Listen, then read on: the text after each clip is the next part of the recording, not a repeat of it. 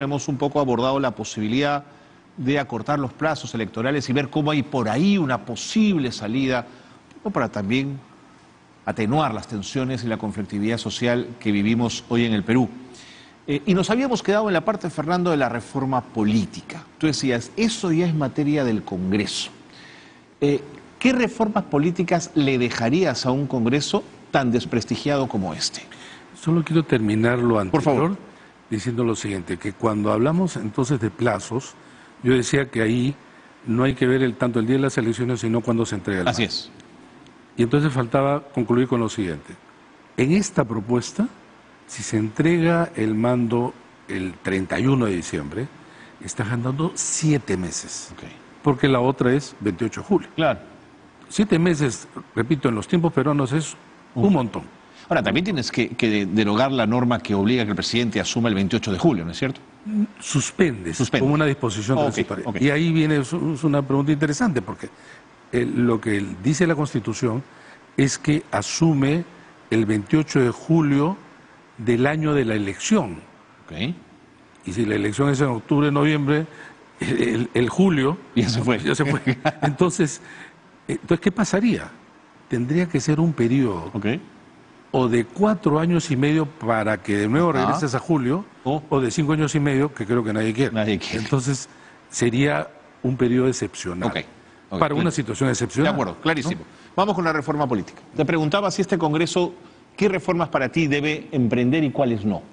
Mira, lo que pasa es que sobre lo que se debería modificar o reformar, se ha hablado mucho. El tema es que a estas alturas, observando lo que ha hecho el Congreso, me temo que no van a haber muchas. Y no van a haber muchas por varias razones. Una, porque hay mucho fraccionamiento. Entonces, la capacidad, Sartori tenía un nombre para los grupos en el Parlamento, decía, la capacidad de coalición o la capacidad de chantaje, decía, ¿no? Para oponerse. Tú tienes 12 bancadas. Son chiquitas todas, claro. Pero al ser chiquitas todos los votos, por lo tanto, todos los grupos tienen capacidad de negociación. Ajá. Entonces, por ejemplo, en la votación de hoy día, se han opuesto a quienes querían eliminar el voto de investidura, en realidad, ¿no? 44 votos suficientes, y ahí, si tú te plantas con 44 votos... Abarrase todo. Claro. Incluso, ni siquiera 44 votos, 44 que pueden ser en contra, abstenciones o ausentes. Clarísimo. Si tú consigues 44, se acabó los 87. Y entonces, ¿cuáles son los puntos de encuentro que uno puede percibir en el Congreso? A ver, vamos con ellos. Son 2. Bicameralidad y reelección parlamentaria, con los que yo personalmente estoy a favor. Pero hay bicameralidad con un referéndum en contra de la misma, ¿no? Ahí voy. Sin embargo, hay que ser conscientes que son justo estas dos las más impopulares. Es verdad también. Entonces, un Congreso que quiere reformar, que se queda con 2 y que en las últimas encuestas tiene una desaprobación del 80%, y la gente en la calle que le está diciendo, no quiero saber de ti, sería bastante, ya no decir miope, terco, no sé, insistir en algo que va en contra del ánimo y el clima, y que por el contrario podría llevar a situaciones de mayor, quizá violencia, rechazo. Entonces, pero que son imprescindibles, son imprescindibles.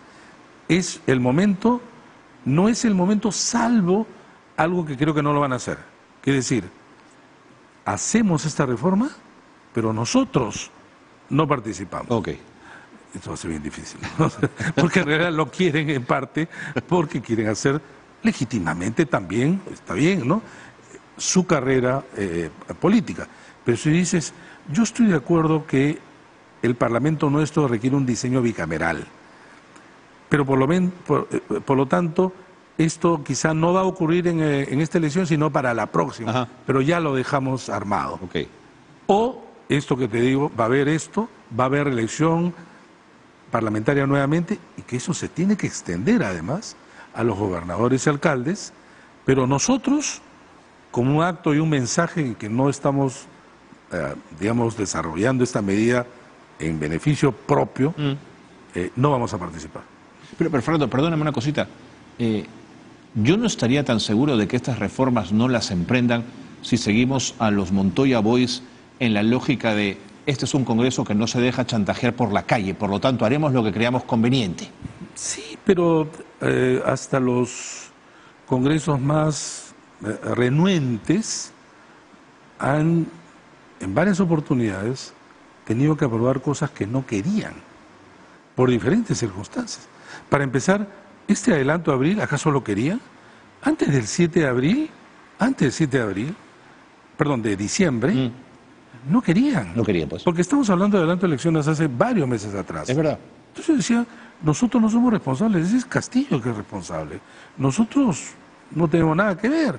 Ese era el discurso. Nosotros nos mantenemos hasta el 26. ¿Por qué hay abril del 24? Por la calle, por el contexto, porque se lo demandan, porque de alguna manera algunos tendrán pudor y entonces Sí, claro. han tenido que cambiar.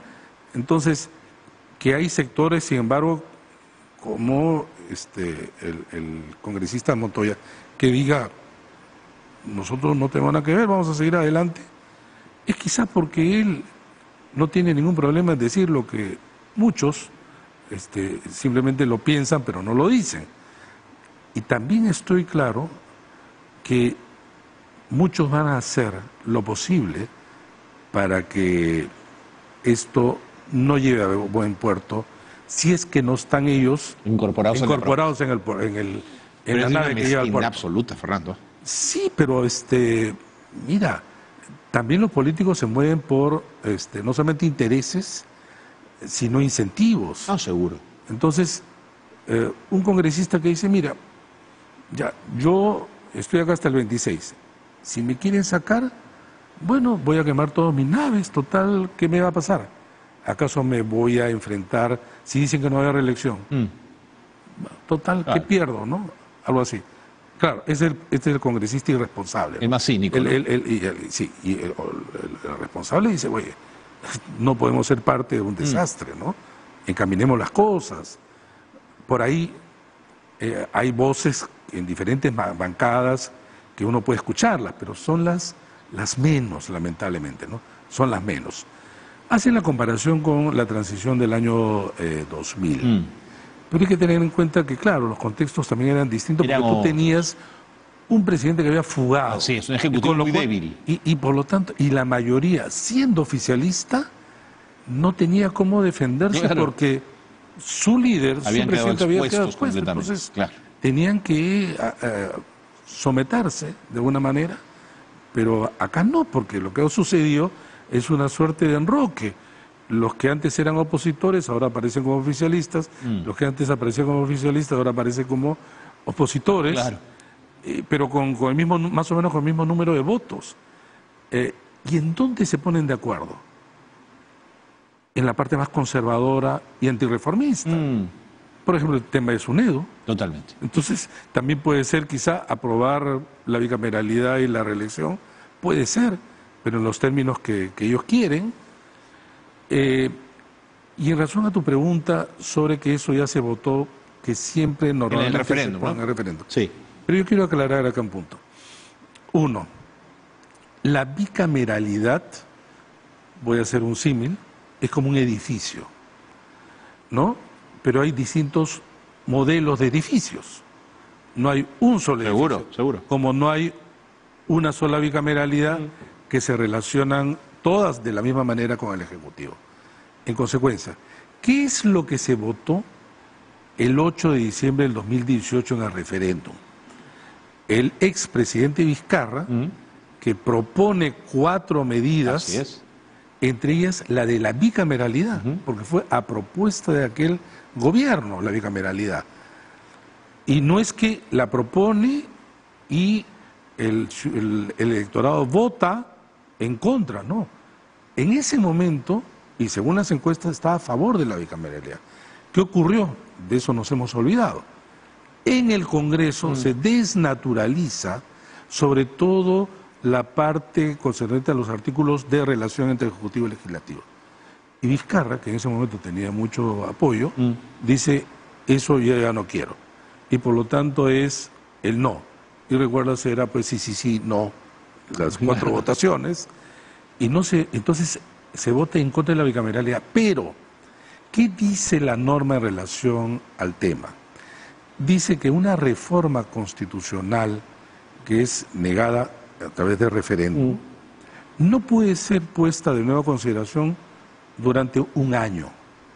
Por lo tanto, en diciembre del 19 se rompió esa limitación. A partir de entonces se podría hacer la reforma con la bicameralidad. ¿Qué norma es esa? Que no la conozco, ¿es una norma constitucional? No, esa es una norma propia de la ley de control, derechos y control. Okay. Un año entonces. Un año. La 26.300. Entonces, eso ya pasó en diciembre del 2019. Okay. Todo el 20, 21, el 22 se ha podido plantear como que se ha planteado. Clarísimo. Ahora bien, pero hay que decirle al público también lo siguiente. No solo se votó en contra de ese diseño, sino que un referéndum no es que te coloca la escritura sobre piedra. No, por supuesto. Porque si no, imagínate, estarías amarrado de por vida. Estarías de por vida. Claro. Ni siquiera las constituciones, ¿no? Entonces, se pueden reformar. Entonces, este es un tema que creo que debiera quedar claro, pero también es cierto que quienes la promueven, lamentablemente, son los congresistas cuyo desempeño es altamente desaprobado. Entonces, tú requieres reformas encabezadas por congresos que tienen mayor legitimidad. Pero además, nuevamente, entre el fraccionamiento, la polarización, el nivel bajo del debate político, es muy difícil persuadir al elector mayoritario para medidas de esta naturaleza. Fernando, me queda 1 minuto y medio, pero no quiero dejarte ir sin preguntarte por lo ocurrido hoy en el Congreso y este cambio en el pedido de confianza que hace un gabinete luego de 30 días de juramentar. ¿Qué te parece el haber retirado esta norma que ahora tendrá que pasar por referéndum también? Es que ese nuevamente, pues no. Acá se pone la carreta delante de los caballos. Esta es una norma, una partecita de un diseño mayor. Okay. Personalmente yo sí creía que había que retirarlo, pero retirarlo con un conjunto de reformas que hacían parte del equilibrio. Pero si tú quitas solamente uno, entonces nuevamente lo desbalanceas. ¿Cómo vas a empezar un debate de reforma con este tema? Simplemente iba a terminar, como que estuvo bien que terminó, rechazándose, porque si no consagrarías con esta sola medida un mayor desequilibrio. Y parece que en el Congreso no se dan cuenta, o parece que no lo tienen en la mira, que algún día ellos pueden tener un presidente. También, claro. Eso, por ejemplo, lo que ocurre en Estados Unidos, ¿no? O en otros países. O sea, se cuidan mucho porque luego tú eres opositor al gobierno. Eso es más fácil de entender, digamos, ¿no? Es que en el Perú las alternancias no han sido tales porque, para empezar, los partidos son efímeros. Sí, pues. Entonces duran un periodo, difícil, claro. ¿no? Entonces, y además el cortoplacismo, ¿no?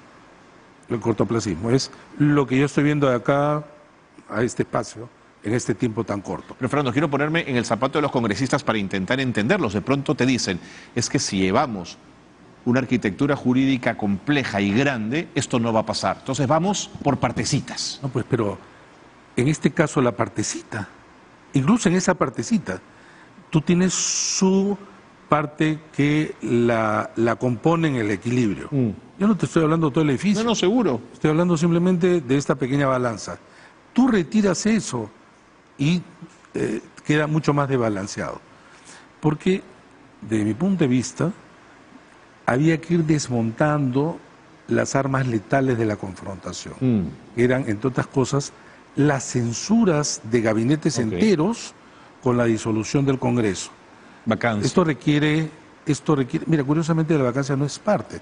La vacancia lo que pasa es que ha sido desnaturalizada y colocado como si fuera parte del equilibrio, que no lo es. Claro, no lo es. ¿No? Que no es parte del control político, pero que lamentablemente nuestro debate tan enviciado, tan mal planteado, tan llevado, repito, a la coyuntura, ¿no? Cambio la Constitución porque el presidente es fulano, ¿no? No, eso es atroz, esa es la peor expresión de la política. Pero nosotros tenemos, Carlos, 12 constituciones. Sí, pues. 12. Las 12, dicho sea de paso, han nacido en gobiernos ¿De dictadura o gobiernos autoritarios? Sí, señor. ¿No? Entonces, bueno, ese es otro debate, si es que... ¿Qué En tan otro nuevo momento puede ser habrá otro que momento? tener.